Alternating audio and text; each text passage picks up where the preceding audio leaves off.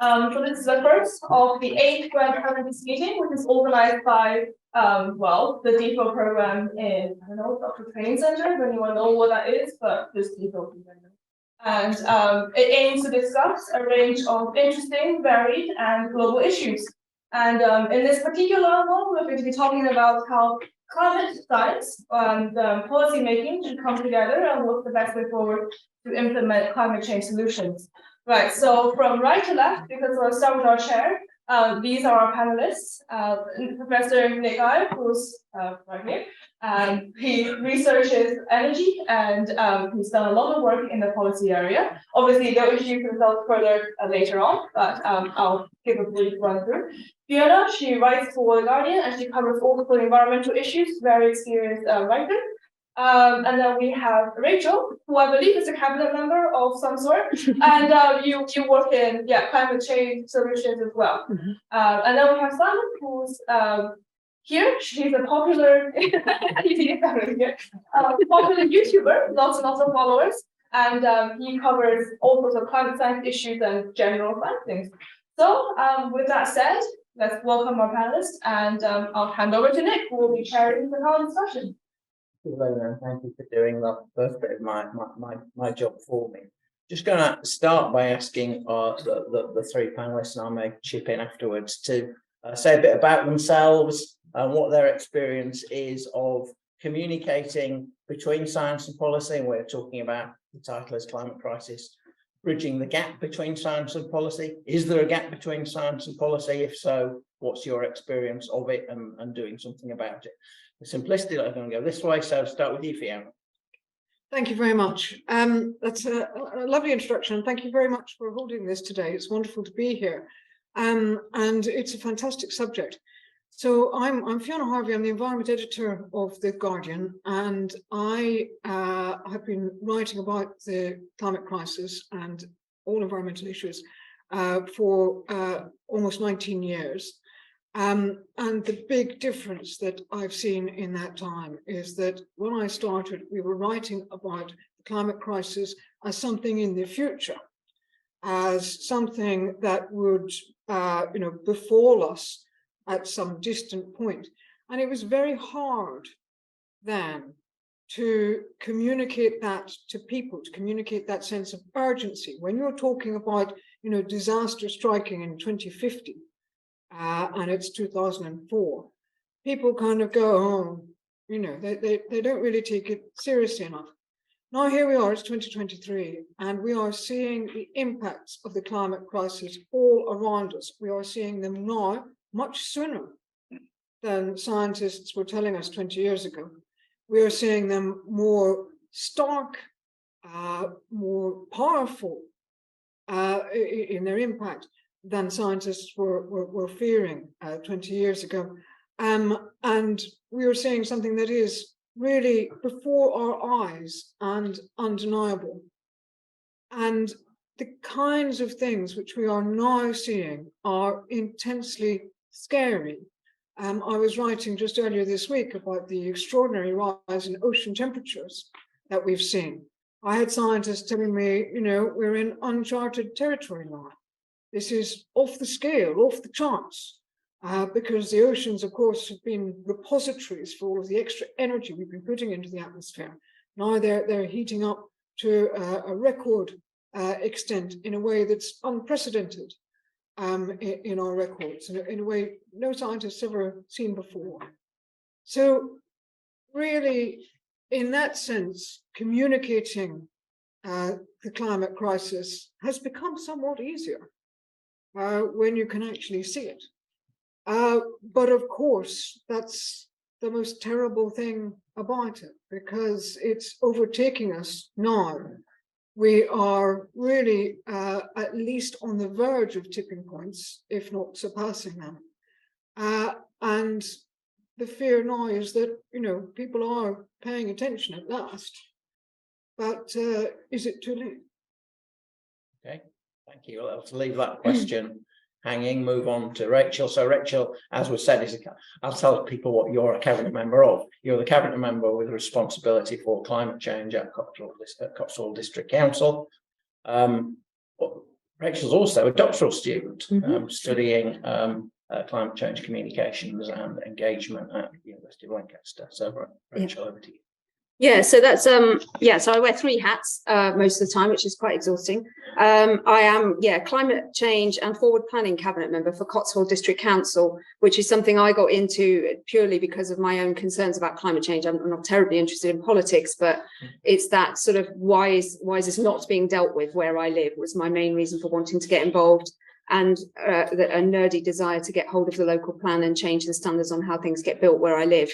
I also am supposed to be doing a full-time PhD looking at ideologies, how people's worldviews and ideologies underpin their attitudes to climate change and climate policy, and how climate policy plays out, especially in rural areas where some of the physical changes will be potentially more impactful.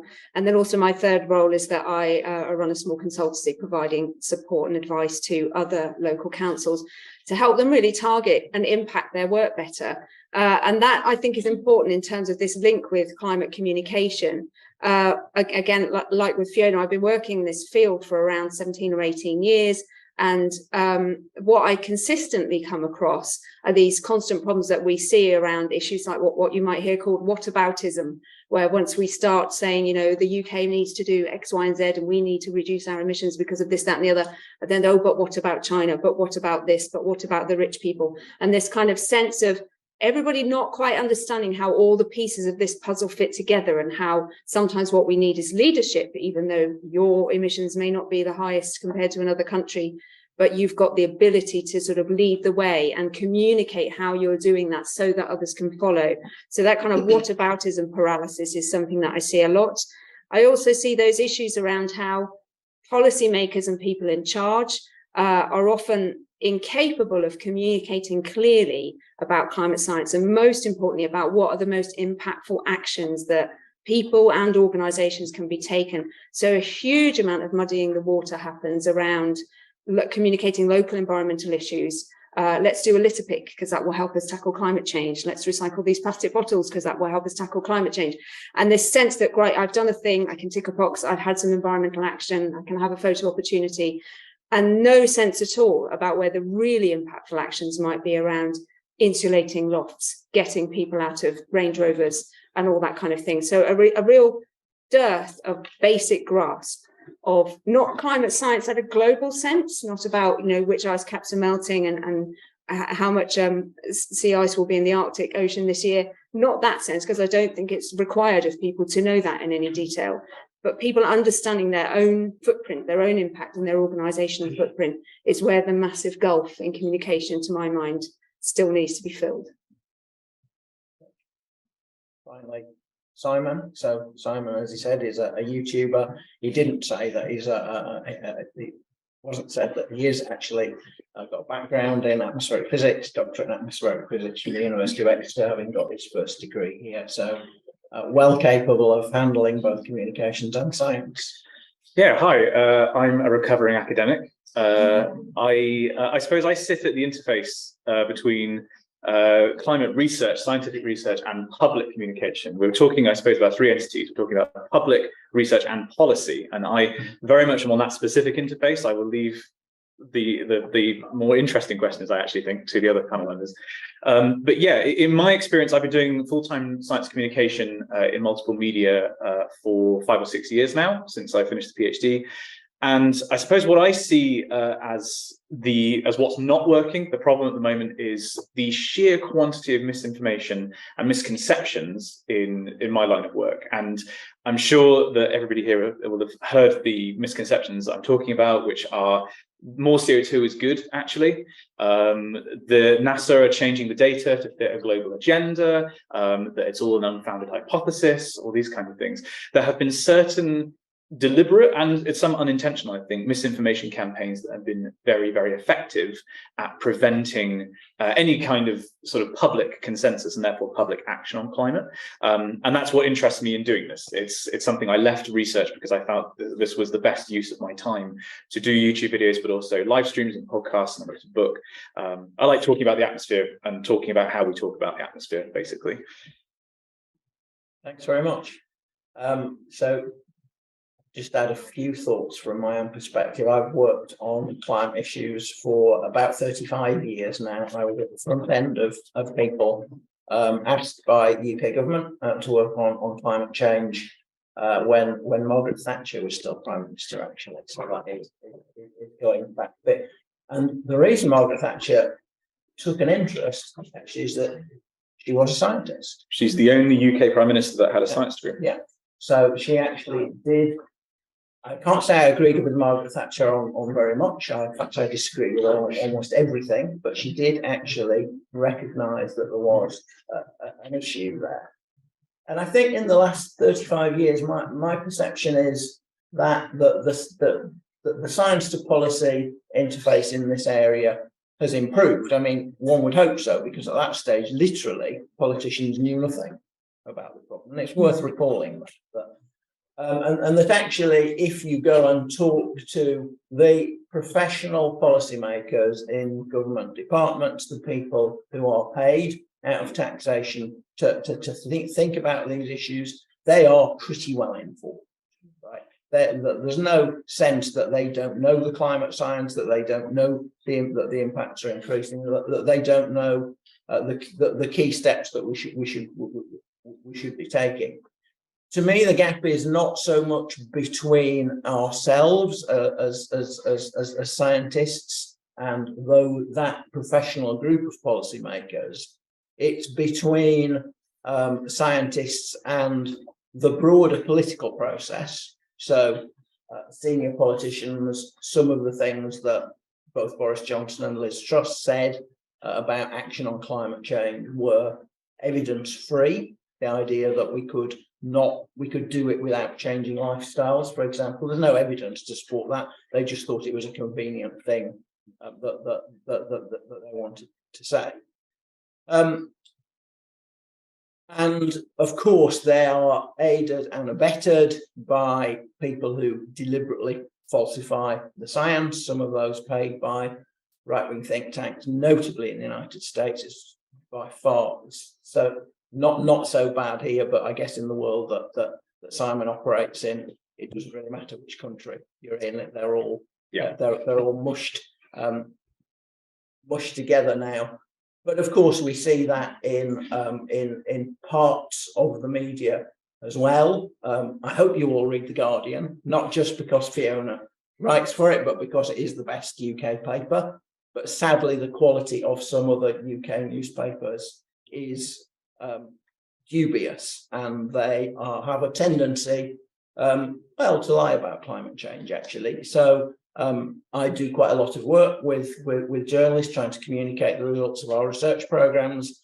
I am very, very cautious about talking to people from the Daily Mail, the Daily Telegraph, and some others, simply because I know that they will misquote me. So I actually write it down and send them stuff rather than talk to them off the record, because I don't want.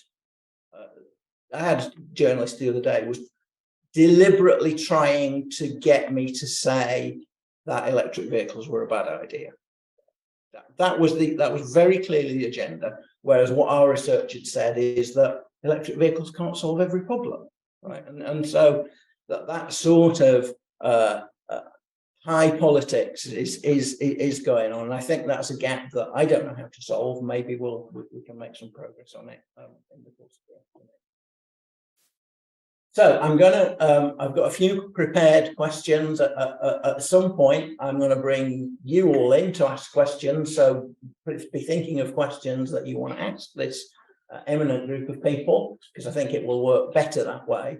But I'm just going to start by asking the three of you, where are we on climate policy, particularly in the UK? I know this is an international audience, but we've got people with expertise in the UK. How good is it? How bad is it? Fiona? It's pretty dreadful, actually. We are way off track on climate policy in the UK on pretty much every metric. There's one really good thing, which is offshore wind. And if you ask the government, which I did earlier this week, because we got some figures from the House of Commons Library showing that investment in the green transition in the UK has fallen quite substantially since 2016 what could have happened then. That's in stark contrast to other economies such as the EU and the US. When I asked the government, about this this finding, they said, "Oh, we're world leaders in offshore wind." And yeah, the UK is doing really well in offshore wind. There are lots of offshore wind farms. There's a move to have even more offshore wind in the North Sea. These are really good things, but I'm afraid that we cannot solve the climate crisis just by the UK doing a bit more offshore wind. There needs to be an awful lot more than that, and on every other measure, the government is failing. And it's not just me saying that. The Committee on Climate Change, which are the government's statutory advisors set up under the Climate Change Act of 2008, they're an independent body, and they look at how the UK is doing, and they are really concerned. They say that we're just not doing nearly enough on policy. If you look at onshore wind, for instance, the ban on onshore wind in England is still pretty much in place, despite the government saying they would lift it. Similarly, with solar farms, very difficult to get solar farms built. We are completely failing even to put solar panels on new houses and new buildings. The government has explicitly said that they won't mandate that. The government is floating ideas like having hydrogen for home heating, even though study after study after study shows us that hydrogen is not the answer to home heating. It's too expensive and too difficult. We need heat pumps instead, but we're not installing heat pumps. If you look at transport, transport is absolutely woeful. The greenhouse gas emissions from transport are really not budging.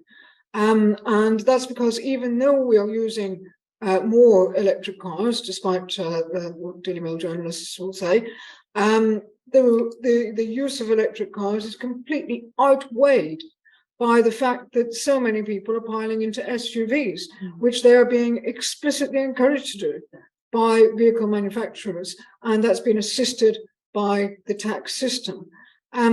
We're not doing anything much on public transport to get people out of their cars altogether, and a lot of people went back into their cars after COVID. So transport is just a disaster area.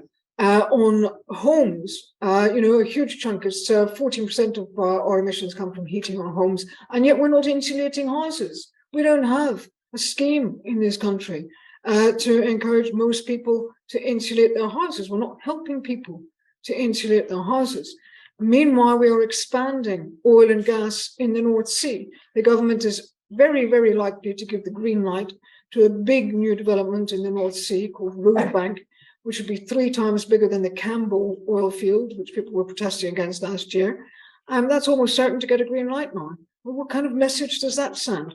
Similarly, we've got a new coal mine in Cumbria that the government wants to go ahead.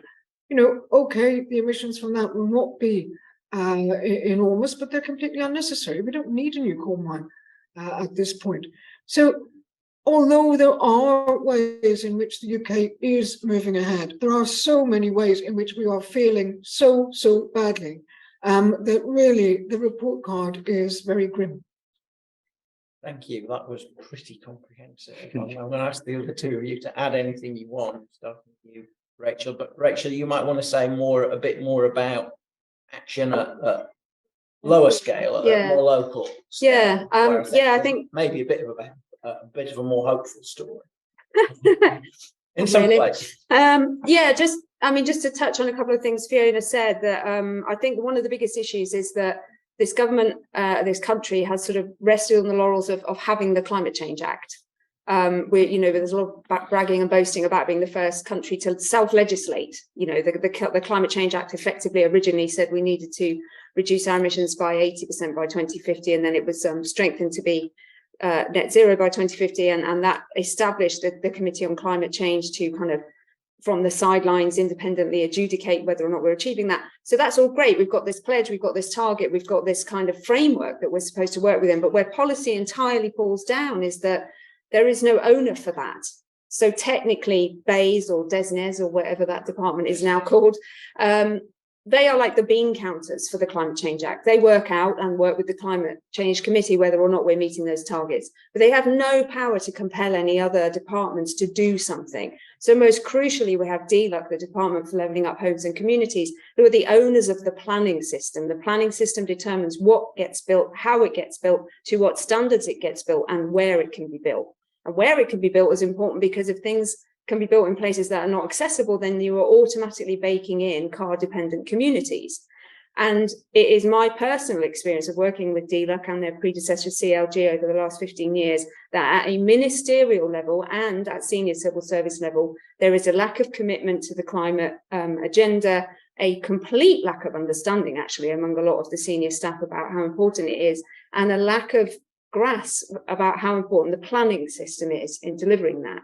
And then that all feeds through with, you know, you've got the Department for Transport, who I think has had a lot more ministerial steer. Similarly, stuff plays out in DEFRA. So we've got this kind of completely emasculated department within BEIS or DESNES or whatever they're called, who are supposed to somehow make the Climate Change Act add up, but have zero power to do so. And nowhere was that more dangerous than when we had a coalition and we had Ed Davey and what was DEC then, with a different name, arguing with Eric Pickles in what was CLG then. You know, this was basically two ministers having a scrap about whether or not one of them could stand on the other one's lawn, you know, so this is what it comes down to. So what we really need is something like a net zero delivery body, which sits above all of that and ultimately probably takes its steer from the Treasury, and that someone in the Treasury actually believes that this really needs to happen. They need to be responsible, and then they need to tell everyone else.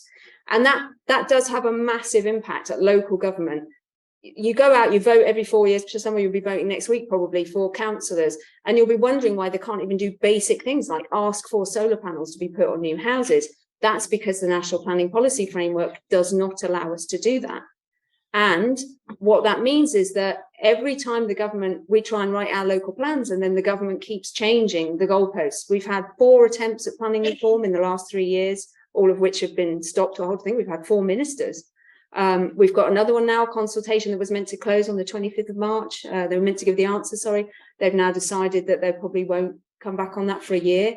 So we're just there in limbo, trying to write a plan with no guidance, even on basic things like how many houses do you want us to build?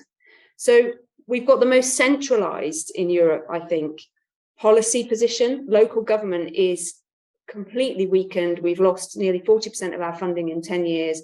We have very, very limited powers compared to most other municipal governments in other European countries. And we're trying to deliver what we do on a shoestring. So what we actually need in this country is a duty. There needs to be a duty placed upon local authorities, a statutory duty that requires us to plan a zero carbon trajectory for our place, that requires us to report back up to a national net zero delivery body or something like that. Because without that, it will be down to the infighting of local politicians. It will be down to whether you've got a Conservative-led council or a Lib Dem-led council or a coalition full of infighting or whatever. And we cannot have that mosaic, that patchwork, that piecemeal approach. Every council, regardless of political colour, needs to be statutorily bound to deliver on this. And to give you the most absurd example of all, right now we have a statutory duty to protect and conserve heritage, but we do not have a statutory duty to reduce carbon emissions. And what that means is we end up with absurd situations like Wokingham Borough Council, where the council owns a library that the council wants to put solar on, and the council applied to the council for permission to put solar on the council's library, and the council said no. That's where we're at. That's a wonderful story, and I could add a similar story about the building I work in South Parks Road, which the City Council would have been very happy to see renovated to a high standard. It has been improved, but because it's things could not be done. Because heritage trumps planetary survival. It's like Planet of the Apes. We'll be seeing Wokingham Library on a beach, and we'll be like, no.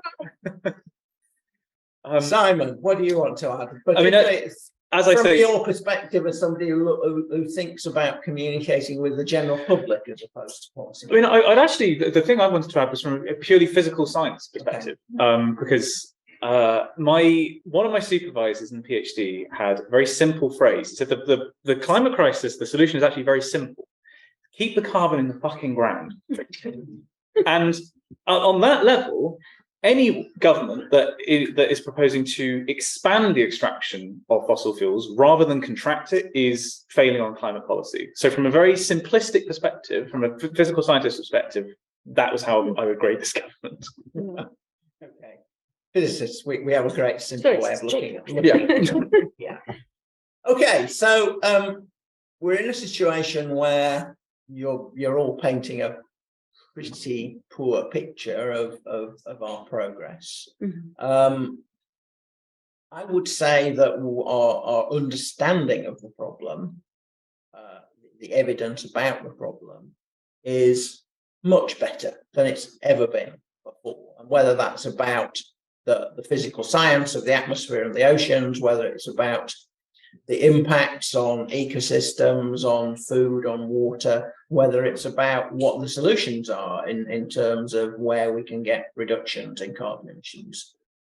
This is an odd mismatch, isn't it? I mean, is it, are those of us who are doing, or researchers not being clear enough? What's the problem? Why have we got ourselves into this? Into this part? I'm going to go the other way around. Sure. Start with you. Yeah, it's not a scientific problem. And it hasn't been, you could argue, for 2 or 3 decades. We have had overwhelming evidence that we know what the problem is, we know what our role is, and in broad strokes, what the solutions are. The solutions are not a scientific problem. They are largely political and sociological, and in some cases, engineering based. So there is sort of an element of scientific challenge in there. But the problem is not how scientists are speaking to policymakers or the public, I think, about the problem. It's perhaps more how we're talking about the solutions. And I think if I was to isolate one thing that scientists are doing very poorly, it is not being specific enough. I think scientists are very good because as a scientist, you're trained to love uncertainty. A figure is not a proper figure unless you have an error bar on it. And unfortunately, people who are not scientists, like economists and politicians, don't quite understand what that means. And so when you say this is the solution that we're proposing within this error range, I think a lot of people hear that and go, well, you don't know what the solution is.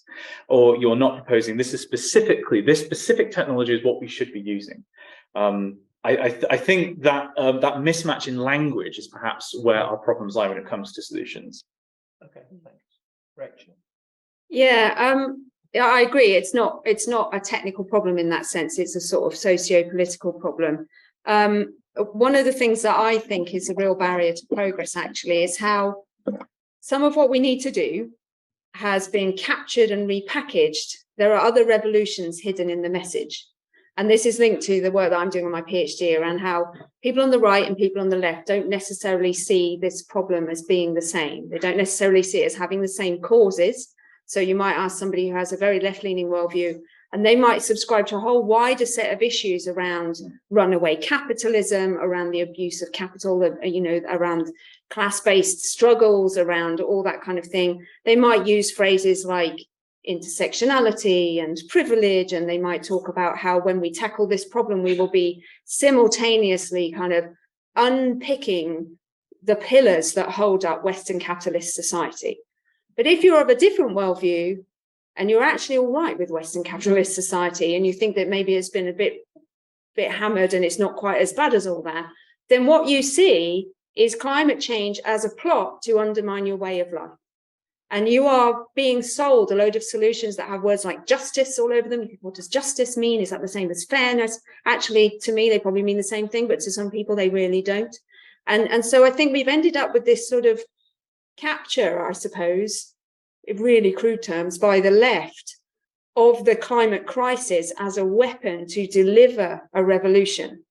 And what that's doing is making a lot of other people digging their heels and be suspicious of every single proposal to solve the problem. And that, again, to give a live example, if you live in or you're familiar with Oxford, you'll know about all the fuss that arose with the low traffic neighbourhoods. the 15-minute city. I mean, I've worked in planning for years. 15-minute city is a phrase that's been around forever. 15-minute city means I'd like to walk my kids to school. I'd like to go to the dentist without getting in my car. I'd like to be able to go and buy a pint of milk on foot. It's really not a very challenging concept to get your head around. It's extraordinary how that was quickly captured and turned into, we will literally be locked into a 15-minute zone and never allowed to leave, and we'll have to have a permit to meet our granny, and crazy stuff like that. But if you think somebody is trying to weaponize climate change to achieve something, then you will be easily led down the line of believing that sort of narrative about what is bog standard urban planning practice. So I think that in a way, what scientists have not been great at is recognizing necessarily, and I think actually what you find is quite a lot of academics are in that world and they're using that language as well, and not recognizing how it doesn't land and can actually seem quite threatening to some other people who are not evil people. They're just people who view the world differently. And, you know, all ideology is normative, right? It's just how you want the world to be. It's not fact. So I just think that that's a really big part of the problem. And also, I think, just to add to that, another issue with the sort of technical approach is that sometimes there is too much. I think it's absolutely right that we look at these problems and we say, okay, we've got this problem. Let's take the problem of decarbonising UK heating.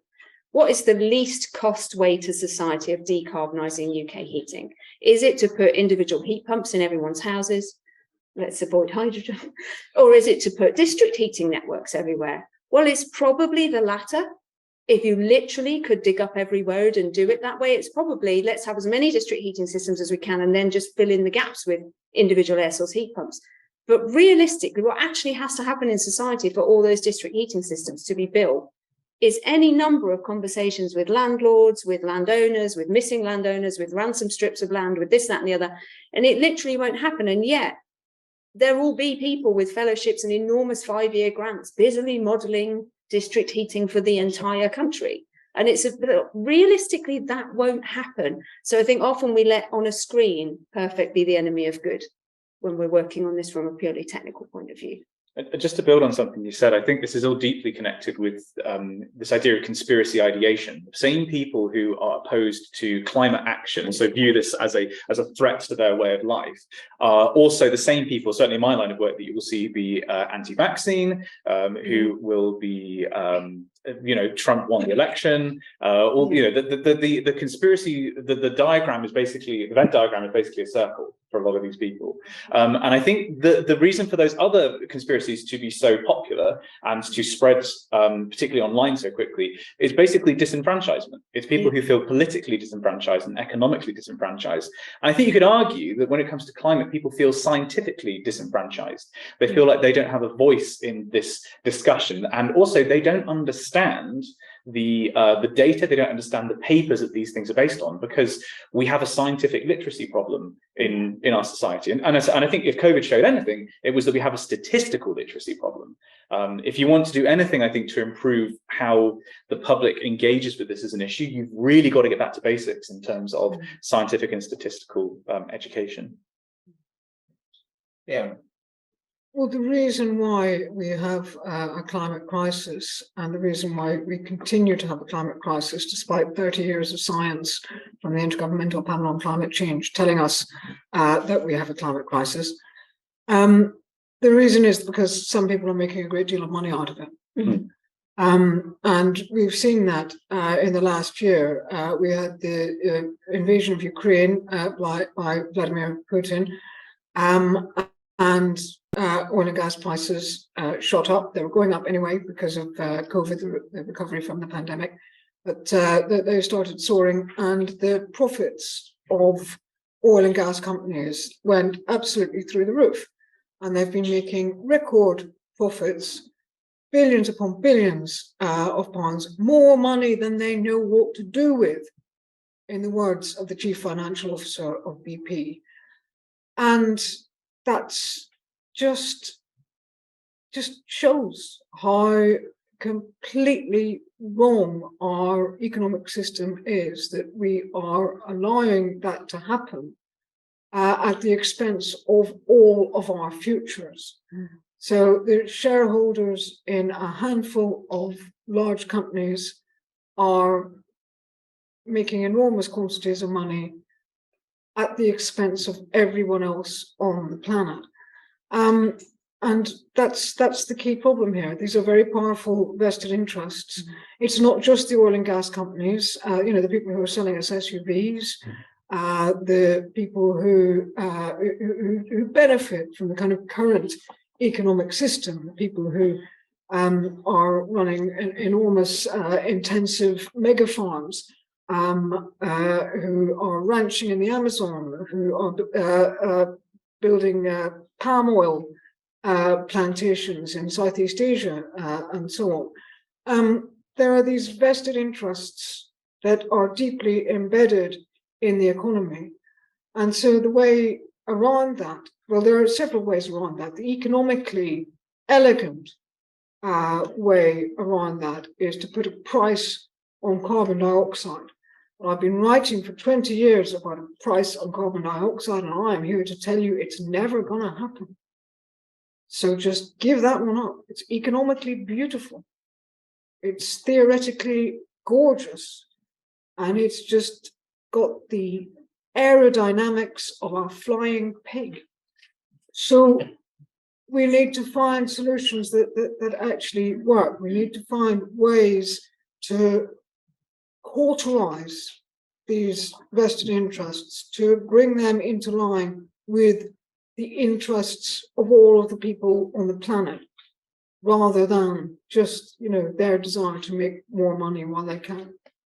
Thanks. So I buy your analysis. I'm a Guardian reader. It's perhaps not surprising. I buy that analysis.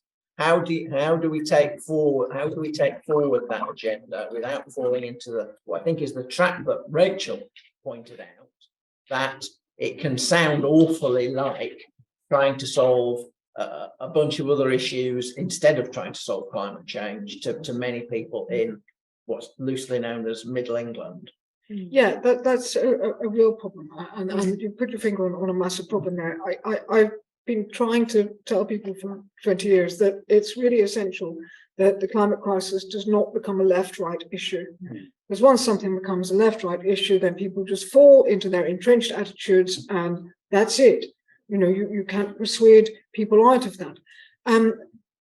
The climate crisis is a physical and chemical problem, and physics and chemistry don't listen to politicians, and they don't have a left and a right. There's no left-wing physics and right-wing physics. Should read my comments. But we've got to get to grips with the immutable laws of this planet, rather than the entirely mutable laws of economics and politics. I think that the sort of silver lining to the awfulness of the climate crisis that we're in is that I think some people are realizing that, yes, we have to transcend these entrenched attitudes, and that that the climate crisis is so great that it has to unite everyone. But there's another problem here, and I don't actually have a solution to it at the moment, which is that the UK is one country and it's a democracy. So we're able to sit here and have this discussion, and we're all able to go home and if we have our ID, we can vote next week and so on. So that's really good, because there are fewer and fewer countries in the world where that's a possibility. And an awful lot of the greenhouse gas emissions around the world are coming from non-democracies. China is an obvious example. I would class India as increasingly no longer a democracy in any real sense. Most of the oil-producing countries, the countries in the Middle East, they're not democracies, and their oil companies are mostly nationally owned. Look at Russia, with its massive greenhouse gas emissions and its oil and gas exports. We can have a debate over whether the United States is a functioning democracy, another massive emitter. But it's very, very hard in countries that are not democracies to even raise this issue, let alone to actually get to a point where anyone in government is going to solve it. So Yeah, I'm sorry. I know that I'm supposed to be here trying to come up with some answers. I don't have an answer to that. How That's do a, you that's, solve a, that's a the category of answer, actually. But there is something I could add to that, I suppose, which is, and I think this is quite a Chomskyan idea, but even in our democratic system, in America's democratic system, the policy that is on offer is not something that's determined by science per se. It's something that's determined by the public. Politicians will only put up policy that they think is going to get them elected. And so, and you could argue this also applies to undemocratic countries, I suppose, the flow of information needs to go from science to public and from public to policy. Yeah. And so the key thing is keeping the public engaged with the science and getting scientists better at talking about it and talking, as we said before, about specific solutions. And it's something that I think we had a lot of doom and gloom about where the UK specifically is at in terms of climate policy. I think one area that we can be optimistic about is the fact that climate is still on the table. It's something that is continually in the public consciousness, and especially now with the rise of Just Stop Oil and Extinction Rebellion, it's something that is constantly there. And so people are having to come up with a stance on climate policy, and the longer it's there, the more momentum you build, and potentially, in theory, the stronger the solutions that you have on the menu politically that you can then choose to vote for. So it's not a solution, but it's at least a pathway to consider. Rachel, can I ask you to say a bit about your work on engagement, citizen assemblies, that sort of agenda? That leads on quite neatly from what Simon was just saying. So my PhD is part of a project at Lancaster University called Climate Citizens, which is being led by Professor Becky Willis, who some of you may know was one of the people involved in setting up Climate Assembly UK a couple of years ago.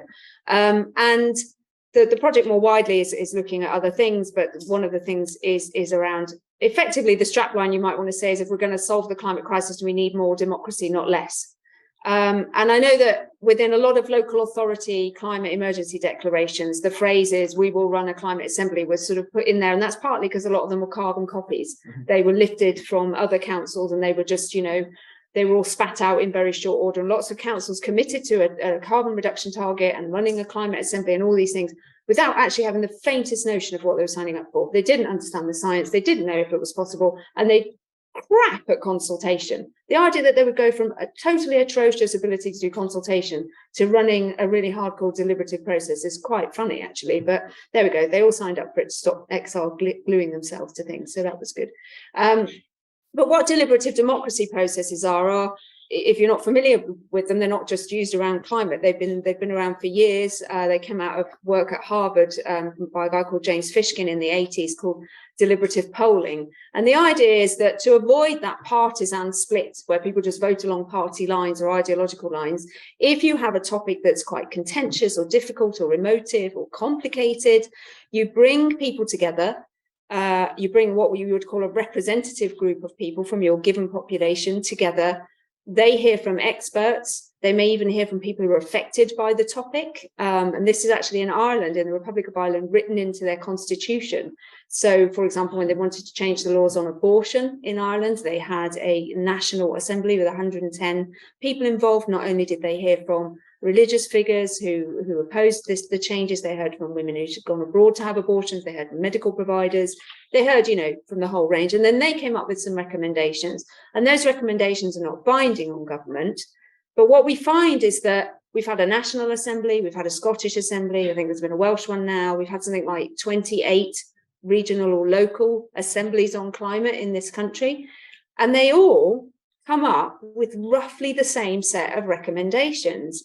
And also what's underpinning it, when you look at, as I have been recently, when you look at actually the transcripts and you see the actual words of what people say, is what they all want are the solutions to be delivered without leaving them with a massive problem. And what underpins a lot of resistance to the policies isn't necessarily that they don't want the policies to happen. It's that they fear that something, with transport, for example, everybody's keen on having loads of buses that come exactly when they say they should, with lighty up signs that tell you if they're late. Everybody's keen on having great cycle routes so kids can cycle to school and blah, and so on and so forth. But what they believe will happen is that we will first stop people using their cars, and then we won't bother to deliver those things. So it's a question of politically at every level, and it's very difficult with local government because there's so little funding, listening to what's coming out of these assemblies. It's almost not worth running any more of them. We've had so many, and they've been spread around England and Scotland and Wales, and they're coming up with very similar policy prescriptions, which is things like, no, new houses should be built that aren't zero carbon. Well, that means change the planning system. Well, we've been talking about that for years, and clearly the people want that. It's about making sure that there is a huge amount of funding injected into public transport. Well, that kind of flies in the face of the anger we've seen in Oxford recently. Maybe that anger is stemming from the fact that people don't believe the money will be there, and so on and so forth. Yeah, or it's about food. It's about housing, existing housing. As Fiona said, we don't have a scheme to insulate houses. People want help. They want advice. They want to know how to do it well, and they want to be able to access grants or at least low interest or interest-free loans to do that. They're keen to do it, but they need to be led to it, and they need to know that that support isn't going to be put there and taken away again 5 weeks later, as it has been. So those deliberative processes, I think, have sanity checked, in a way, policies that we know would fly, we know would work. And it just needs now for government to say, okay, these all seem to be acceptable, they're a way forward. And if you look at the footprint of any given parish or ward or wherever you live, you will find that probably if you're in a rural area, 40% of your emissions are transport related. Another 35% are related to your buildings that you live in. And that if you break it down by kind of socio-demographic status, your wealthy households have 4 times the footprint of your poorest households. So if every council had the ability to heavily invest in public and active travel, provide grants and advice and support locally to insulate everybody's houses, and help rich people, and I know that sounds mental, but they've got the biggest footprints, they've got the most money, they've got the most agency, they own their own homes, they can choose whether they're buying a Range Rover. Let's talk to them. They've got lots going on, they've got big important jobs, they're big important people, that's why they're so rich. So, if we help them make the right decisions, a lot of them are actually keen to do that. And, I'm at the point where I want it to be where, buying a cargo bike is super aspirational, and in Country Homes magazine next week, that's where then suddenly they'll start doing it. In East Oxford, it is aspirational. Well, I know Oxford's weird though, right? And just so people know, Oxford did have a citizens' assembly on climate change in 2019. Yeah. It was a very interesting experience for those involved with it. And what struck me was that the people involved weren't getting bogged down in ideology, that the questions they were asking those who were there to provide information were really basic things like, well, how are electric vehicles going to come down in cost, and how does a heat pump work, and why is solid wall insulation so expensive? Those sorts of questions, really quite day-to-day. And often also what comes out of all of them is a real sense that people do want to make sure that the poorest in society aren't going to be affected by policy. That thread comes out of most assemblies. There was a really interesting one in Helsinki, just specifically on transport, where actually the people in the assembly came up with an entirely new policy prescription for how EVs in Finland should be subsidized. And it wasn't the huge rates that the government were currently owning. It was a different thing that they felt would spread to the lower segments economically of society, which was just another example of that. If you get ordinary people together in a room, they do tend to look after each other. Right, we've talked quite a bit about engagement and the need to involve people. We've done it all from the front. We haven't engaged you at all. So let's change that. Anybody got any questions for the panel that they want to raise? Don't be shy. I've got lots of spare ones, so don't worry. But really good to get your involvement. Yes.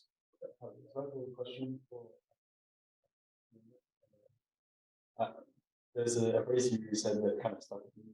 The carbon pricing has the aerodynamics of a flying pig or something. I'm just curious if you could elaborate a bit about your experience in what is the biggest source of opposition to these ideas? Is it a public dislike, or they don't want to do with the complication of sending it out, or what's the formula?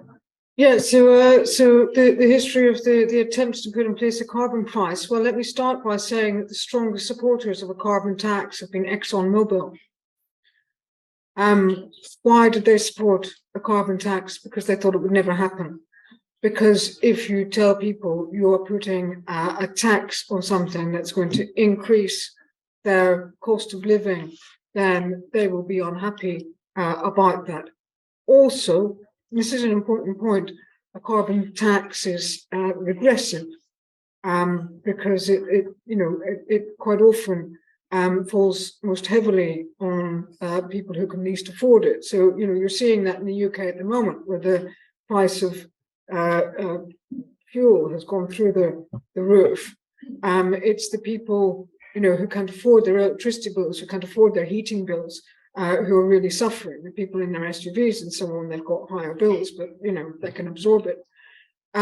So when you're going to put, if you were going to put a price on carbon, the only way to do it is to have some mechanism that counteracts that, where you can ensure that people who are poor and vulnerable are not being hit by it, and that's actually quite hard to do. A carbon trading system is also quite a nice, an economically elegant way of doing this, and that works to some extent. We've seen that in Europe, but the European emissions trading scheme was horribly flawed when it started in 2005, because they gave away too many free carbon permits. Then the financial crisis in 2008 and 9 completely destroyed it, really, because the carbon price fell through the floor. And it was years, it's taken most of the last decade for the EU emissions trading system to recover and to have any kind of point. So its impact on saving the world from the climate crisis has really been minimal. If we're going to actually solve the climate crisis, then as we've just heard, keep it in the ground. That's not really going to be done by just by an economic measure. When Nicholas Stern wrote the Stern Review in 2006, he said that there's a range of tools at our disposal. There are economic measures like taxes and trading systems and carbon pricing, but there's also regulation.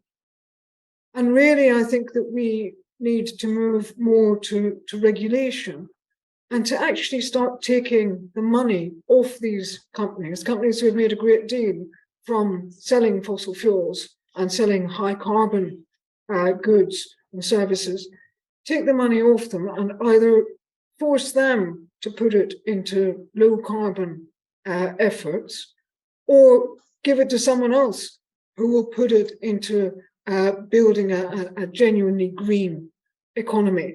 And if the government were to do that, I think it could have a big impact. And to regulate so that you're simply not allowed to emit carbon dioxide at the rate we are. We've seen signs of that. The government here has mandated that there'll be no new petrol or diesel vehicles sold in this country after 2030. Now, that's nothing to do with taxes or pricing or anything like that. That's a lovely, straightforward piece of regulation. Now, there are lots of people who are very unhappy about it, and I'm sure that they'll continue to get more unhappy in the Daily Mail between now and 2030. But sensible car manufacturers are now working towards that, and that's a really nice, clear piece of legislation. So if you could have more of that, more regulation like that, then we wouldn't need to rely on these flawed economic solutions. I can just supplement that to say that the analysis that research that I've been involved with on how we have reduced carbon emissions in the UK, we have reduced them by 40%, so it's not a trivial contribution. The vast majority of that has been achieved through regulation. So relatively straightforward things like regulating the standards for new houses. They're not good enough, but they're a lot better than they were. Regulating boilers, probably the single most boring and effective piece of legislation, right? Just to say that you couldn't install a boiler that was less than 92% efficient.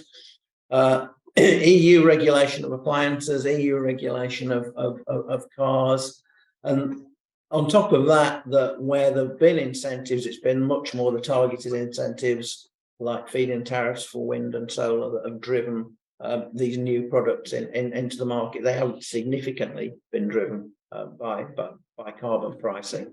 So, and as Fiona says, that the policies that people are looking at now are much more about regulating out polluting equipment, notably internal combustion engines and heating boilers. So I think that probably is the way the future is developing anyway, and a move away from what was really economics 101 thinking of all you need to do is have the same carbon price for everything, and you miraculously solve all the problem, which is nice economics but rubbish politics, basically.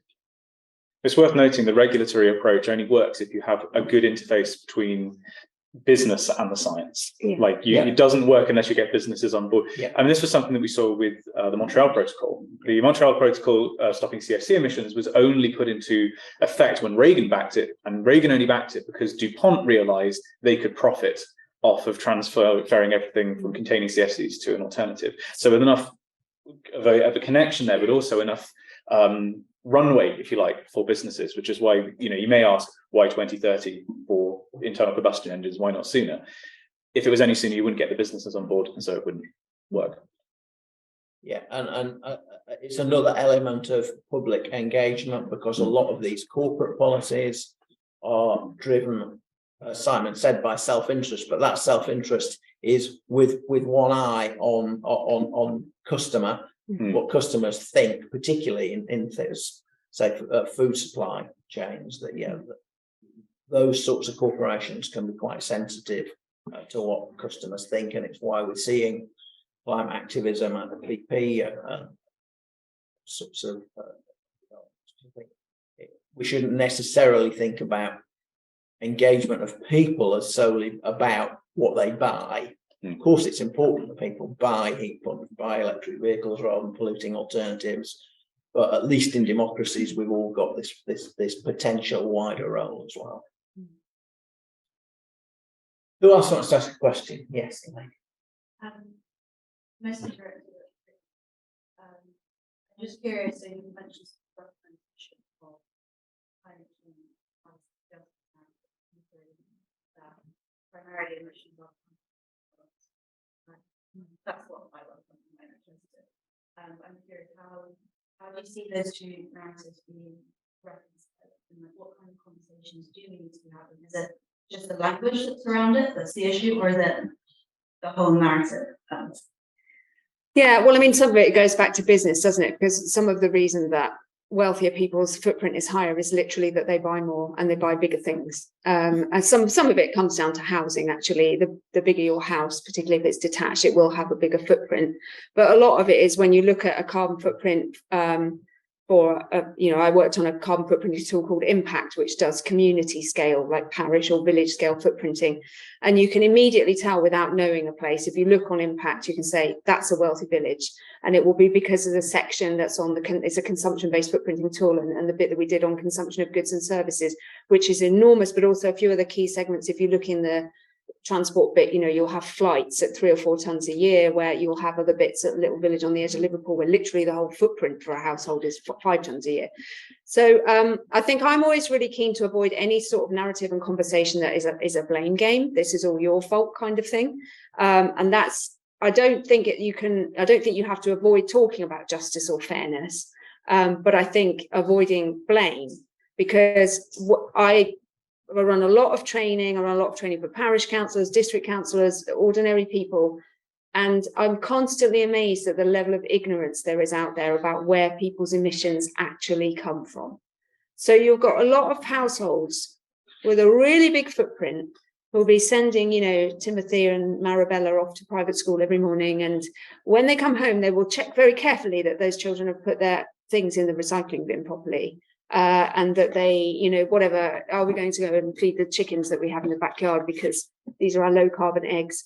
And, they've got this belief that they're living a a low carbon life, not necessarily low carbon isn't a phrase they would use, but they're trying and they want to believe that they're being sustainable. They bought a Range Rover EV, for goodness sake, you know, so it's because actually they're subject to a great deal of marketing. You don't market stuff with people who've got no money. You market stuff with people who are going to buy things. And so very wealthy sectors of society are subjected to a huge amount more marketing than poorer sectors of society who are perhaps subjected to the most evil kind of marketing of all around things like gambling. But so I think it's about those conversations about, often these are people who are, you know, highly qualified, quite well educated, can engage with information, but it's not being presented to them. It's not being made clear to them at all where their impacts lie.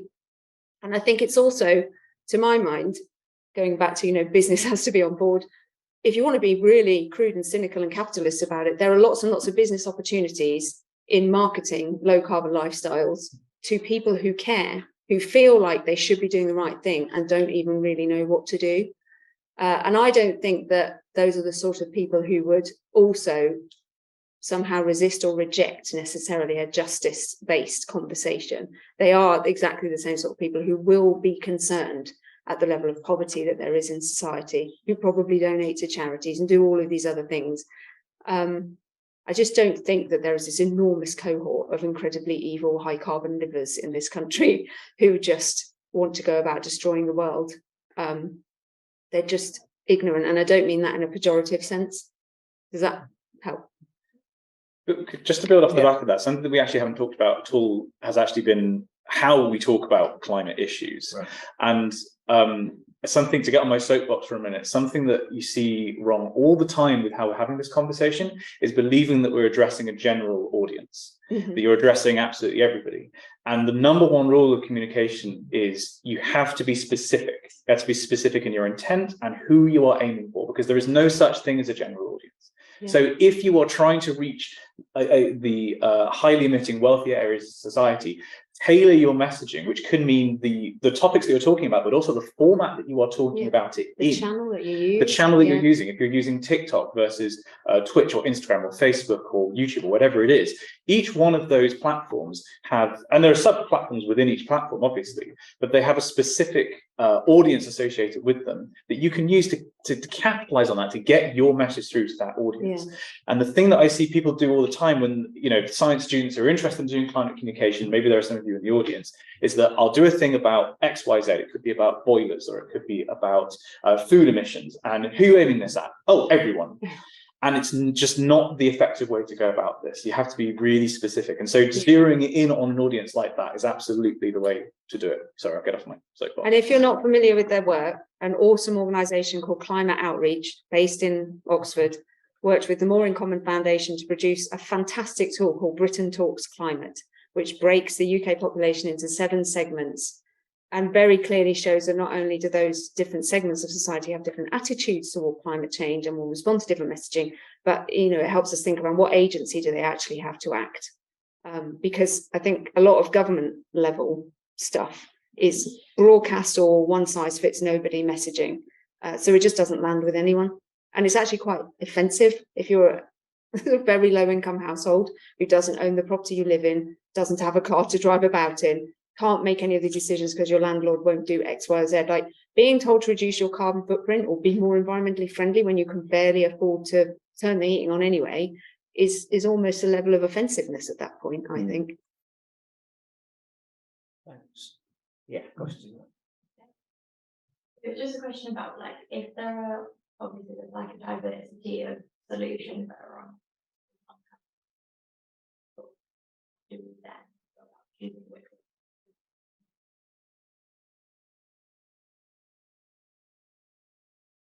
I'll start. I mean, can we repeat the question? Yeah. For the online audience, just the name. So the question is about how do we choose between the diverse options that there are available. And I'll start by saying I don't think it is necessarily choice. That the underpinnings of this problem are that the Industrial Revolution, which started in this country and has spread through much, but not all of the world yet, was based on fossil fuels. And so the use of fossil fuels underpins almost everything. Yeah, but in our homes, in our workplaces, the way we move about, the way food is produced.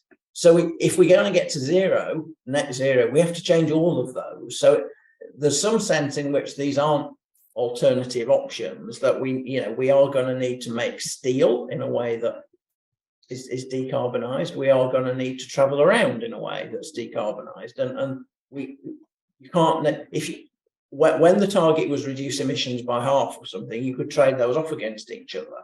But once you've got to this, well, we're aiming at zero actually, guys, then there's some trading off you can't do. Now you've got alternatives that you can adopt for, as we've discussed, say for home heating in principle, there's different ways you can address it. So you have got some options there, but I do think there's a bit of a danger about thinking, as Rachel implied, we don't want to leave people with the impression that if they put their recycling out okay on a Wednesday night, we're going to solve the climate problem. We're not. Yeah, did you want to comment on that? No, go ahead. Yeah, I wonder whether is some of your question about whether or not you think certain things, like let's say it's onshore wind, are so divisive that can we just dispense with that and not talk about it anymore? Like, do you want to expand a bit on? Yes, I'm maybe I didn't phrase it for but it's more a question of, like, for example, with renewable, you could do it in like a central that often community energy versus whatever. Exactly. Yeah, okay. So ways you implement the solutions Yeah. to become quite conflated with different ideologies. So it's about how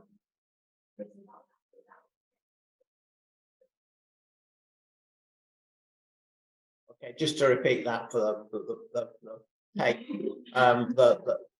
it's that even within certain solution categories, right, like renewable energy, there are potentially radically different ways of doing them in decentralized or centralized or democratic or undemocratic ways. Yeah.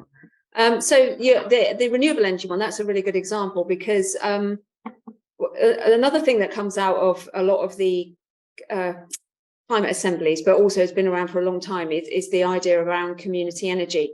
And actually that is a great leveler. I did a lot of work on community energy in a previous role, and I ran the government's urban community energy scheme.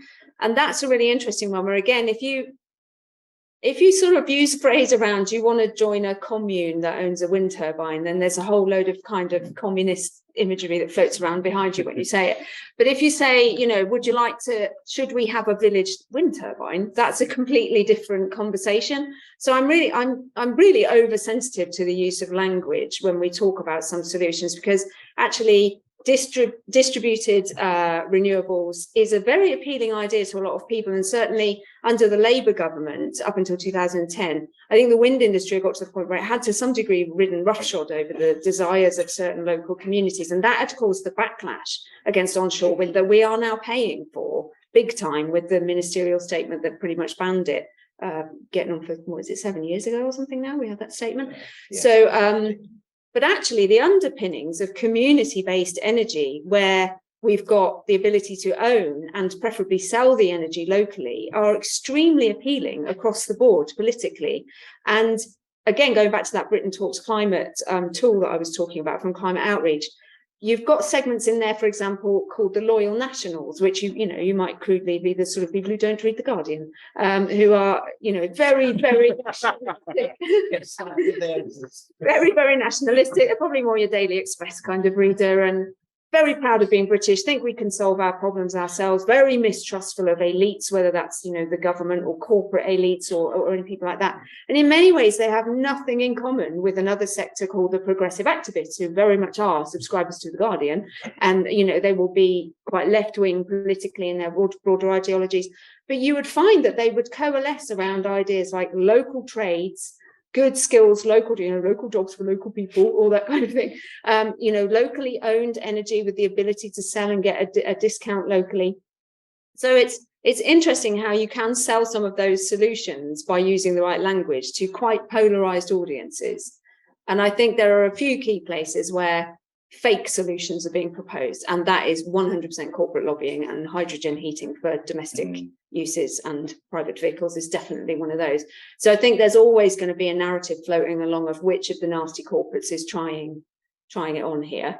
But there are enough very clever people out there who are producing paper upon paper showing that. And I guess it is, again, it's a challenge for science to communicate that when the budgets for talking about hydrogen boilers are so much bigger if you're one of those big companies than they are if you're a university researcher or something. But I don't even think hydrogen's particularly catching on with people. It doesn't seem to me that people are really grasping it as an idea, but there will be others.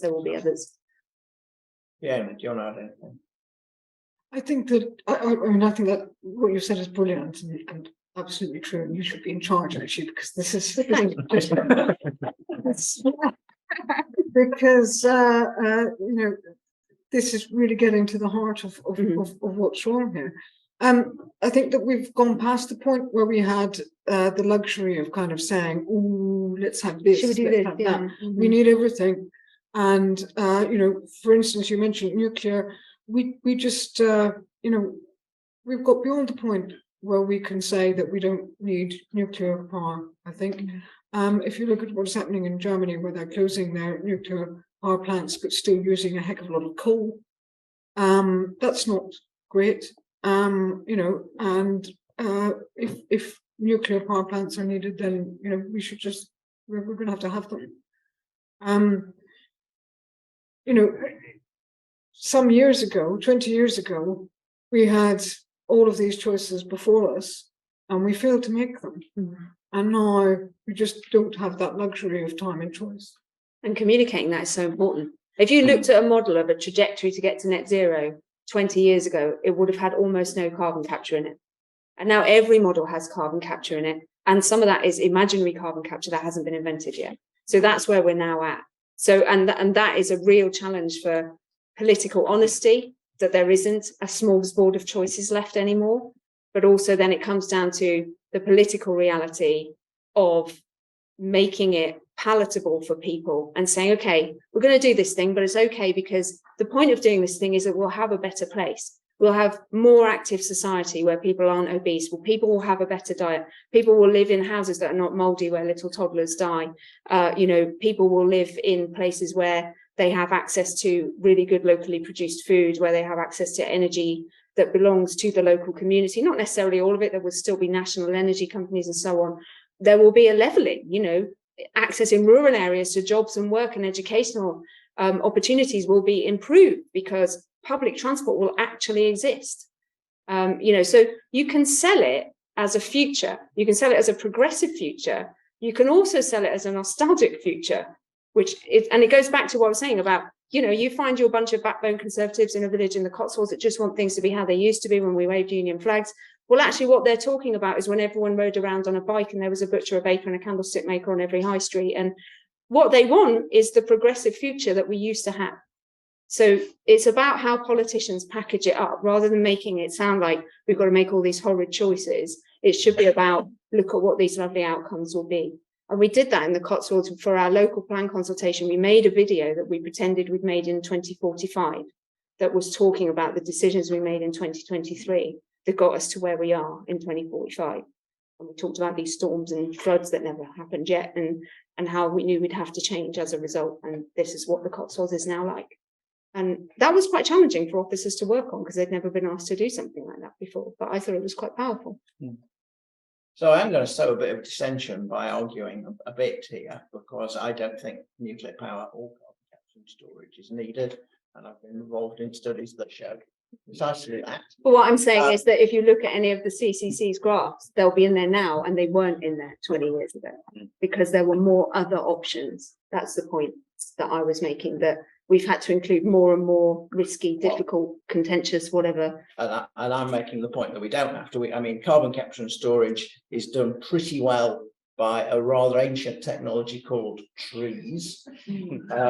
We don't need more than that. And why we want to throw billions at nuclear power when wind and solar are cheaper, cleaner, and quicker I really don't know, actually. The aim of this government is to decarbonise the UK power system by 2035. The opposition argues with that by saying it should be done by 2030. If you start planning a new nuclear power station now, it won't be operating in 2035. It probably won't even be operating in 2040, given the way. So I think there are some choices. You don't want to be in a situation where in 2050 or 2060, you're looking back and saying, well, if only we had said yes to a nuclear power station in 2023. That's the kind of, because we've dithered about new nuclear power stations for 30 years. So, maybe we should just have one. Well, we've often done the having one and then decided it was too expensive and given up. I think we have. The reason I disagree is that actually there is a finite amount of money to invest, and it makes sense to invest in the things that are most effective in reducing carbon emissions in any one area, like electricity generation. That does not to say we don't also need to act on heating. Yeah, but you don't want to be in a situation where in 2050 you're looking back and saying, "Oh, isn't it a shame that China stopped the export of solar panels after buying up all of the rare earths in the late 2020s?" You need to have a multiplicity of options there, because we failed to take advantage of the multiplicity of options that were available 20 years ago. I agree with that, and I've achieved one of my objectives, which is to get a bit of an argument going.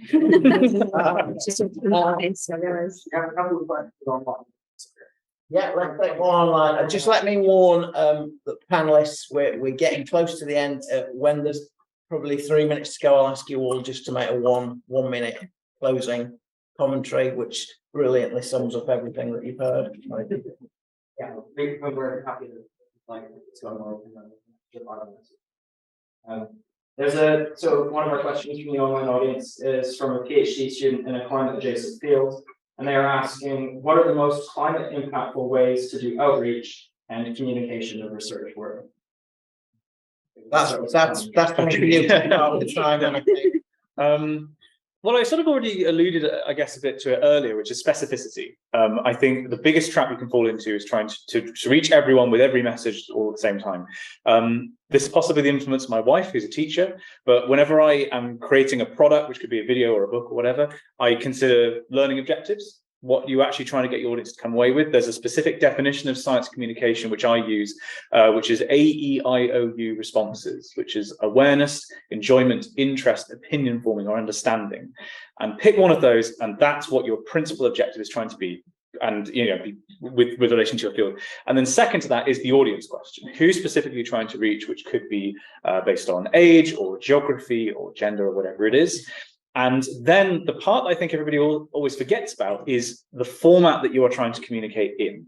So with that audience and that learning objective in mind, what's the best way to reach that audience with that message? Which could be a TikTok, or it could be a book if you want to be really ambitious, or it could be a podcast episode or whatever it is.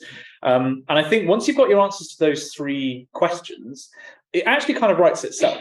And the project just naturally forms. But unfortunately, you have to know the answers to those questions first. And sometimes it can be very difficult to work out what you're trying to do. But that's certainly the approach that I have found works across different media. In terms of how to best go about doing it, perhaps this is me speaking because I do this as my job. Go for the way that you're going to enjoy doing. Because if you try to do something that is really ambitious and takes all of your energy, especially if you're a PhD student and you haven't got much time or energy, then you've got to be realistic about what you can accomplish. And the only way that you're going to see something through to the end is if you are really passionate about it. And if it's a message and a method of delivery that you are excited to work on when you get up in the morning. Because then you'll probably finish that project and go, well, I've had another idea for another thing. And then you'll do it again, rather than maybe getting halfway through one project that you thought was optimal and then fell by the wayside and never completed. I'd just add to that, because I work with colleagues who specialise in knowledge exchange within the university about how to get research messages out, and their first sentence to me almost always is, what's the audience? And they're not just talking about different categories of people within civil society. I mean, it's down to, is this for politicians? If so, which political party? Is this for workers in a particular industry? Is this for business people generally? Is it for people who work in education, other people who work in education? Is it for other researchers? There's a huge number of people, and I think this is probably general to effective dissemination of research. Our instinct as researchers is, well, write an academic paper, because that's where all that's what you get judged on. But even then, which journal should it be in? Should it be in what sort of people are you wanting to read it? So it applies almost everywhere. One more online. Yeah. So someone is asking, how helpful would it be, or will it be, for the government to incentivize green efforts of individuals, and how does that compare to incentivizing green efforts of companies and corporations? Good question. I'll come in on that one. Yeah. That's a really good question. How helpful it would be to incentivize the green efforts of people? I think very helpful. There is a phrase that's floated around for at least 20 years that refers to some mushy section of the population that we call the able to pay, which basically means the people that government, for some reason, despite all evidence being to the contrary, thinks will go out tomorrow and spend £50,000 retrofitting their houses, as opposed to doing anything else with the £50,000 they might have. Able to pay just means an audience that, for various political reasons, parties of all stripes don't think they should give money to because it looks regressive. So you've got your lower income households and people who are on benefits. You've got your single mums and your people that you know, some people might call the deserving poor. And then you've got what you might call ordinary people who are getting on fine, who've got some money coming in, notwithstanding the cost of living crisis.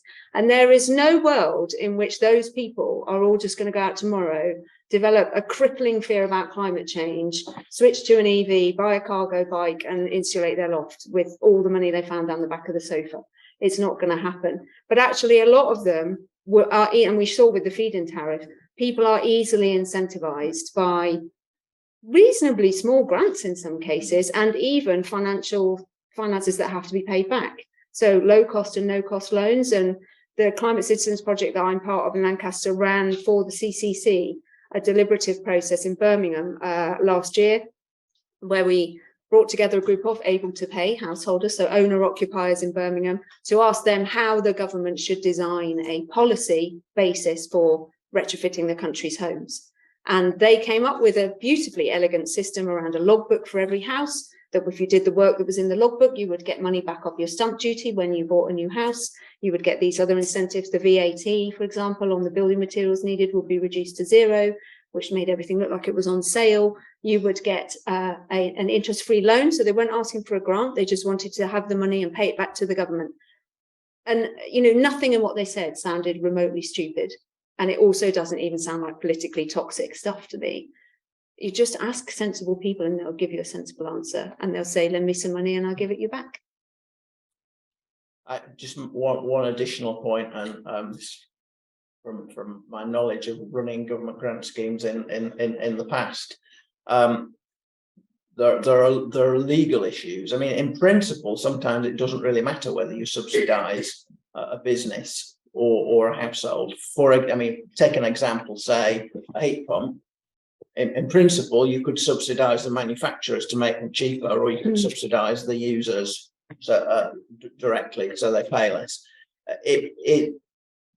It's been traditionally difficult within European law and still within British law to subsidise individual companies. The notion of state aids, and the state shouldn't be picking individual companies to subsidise. So it generally is easier organisationally and runs less legal problems to subsidise the final purchase, even though sometimes it's probably not as effective, because you can't target it quite as exactly. Yeah, that's true.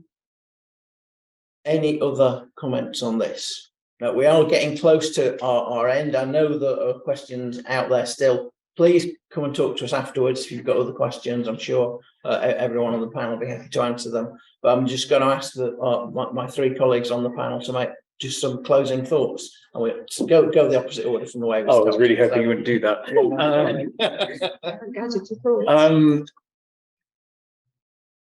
I think at the heart of everything we've been talking about today it's interesting in that we sort of set it up actually originally of policy, scientists, business to a certain extent, and public.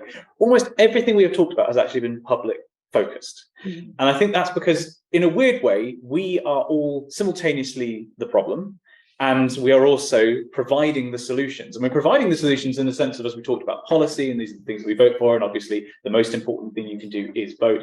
But we are also, as we've heard, the people who are coming up with the sensible solutions if we are only asked to do so. And I think if I'm going to take anything away from the experience of being on this, it's actually affirmed my faith in people to quite a great extent. Not necessarily our ability to actually solve the problem, but certainly the amount of power that we have as individuals has been demonstrated. And I hope that you're going to come away from this with that knowledge that actually, you know, not just as a platitude, you are actually capable of solving this problem as an individual. Thanks. Rachel. Yeah, so I'm going to go a little bit off piste. It's the elections next Thursday for something like 190. Not in Oxford. But for about 190 places in England, there will be local elections next week, including where I'm currently a councillor. And I'm stepping down because I no longer live in that district. I'm not eligible to run. And I have to say that it has been the most impactful, most empowering experience being a politician, being a local politician and going in, despite all those difficulties of not having you know, the regulations from above, not being able to change the rules, not having the amount of funding. And one of the things that bothers me most about it is that people regularly refer to me as a young politician, and I'm nearly 50. So that just goes to show you how skewed the whole situation is. So I'm going to leave with a plea, really, which is that there are very few young people in politics. And I'm not talking about being an MP, I'm talking about being a councillor, I'm talking about getting involved in politics. And I'm talking about doing it if you come from a science background in particular, because people with science backgrounds are underrepresented in the policy making world, in the political world. And that feeds through to this lack of understanding of the impacts and where things happen. So if you've never really thought about it before, think about it now. Think about putting yourself forward. Of the 590, I think, MPs that we have who have a degree, only 17% of those degrees are STEM subjects. That's way, way less than the national average for people that have a degree. And that all feeds through. And what we need is a new generation of policymakers, and that could be half the people sitting in this room, who are going to go and take their science knowledge and their communications knowledge to take this problem forward. Because it is an extraordinarily impactful thing to do, and I recommend it wholeheartedly to you. Yeah, nearly 50. I am. Sorry. It's all the politics. Very good for you. Yeah. There's another reason. Yeah. Thank you. This problem that we're talking about, the climate crisis, is very unlike other social, economic problems, because it has a very firm deadline. You know, if we don't solve poverty this year, then we can do it next year, the year after, the year after. You know, if we don't get everyone in this country kind of you know, educated and so on, then you know we can still achieve those targets in future years. But with the climate crisis, we have an actual deadline. We're coming up against the physical limitations of the planet. And that means that we just don't have the luxury of messing about anymore. And we don't have the luxury of going for perfect solutions if an imperfect one is quicker. And we don't have the luxury of sitting around talking about what ifs and what abites and, you know, let's try this, whatever. We need to do everything that we can absolutely now. And we need to stop treating it as if it's just another social or economic problem, because it's not. We do actually have a deadline. Thank you, and I'll just end by building on both of the last two contributions. I was indeed once a local councillor myself, quite a long time ago. I was obviously very young. But that isn't the only way you can get involved. And I suspect that of the people sitting in this room, many of you will be involved in decisions that are important for climate change over the next 30 years in one way or another. because it is such an issue that transcends so much. There's nothing stopping you now. The university has a sustainability strategy. It wants more people to get involved in delivering that. Most Oxford colleges, for those of you who are in a college, are not doing sufficient. Some are making progress, but a lot are not making sufficient progress. Please get involved. In general, you will find open doors and that people will welcome you to get involved in taking action and helping determine policies. Now, you don't have to wait. With that, I think we'll end, and back to you. Great. Well, I'd like to say a massive thank you to our panelists. And thank you to everybody here for coming today. Thank you to our online audience. Your questions were great. Only thing I have to say is that there are some refreshments in the lobby. And I think some of our panelists will be sticking around as well. So if you have some burning questions to ask them that you didn't get to ask during the session, then help yourself to some food and drink and feel free to chat to our panelists. So thanks so much, everyone.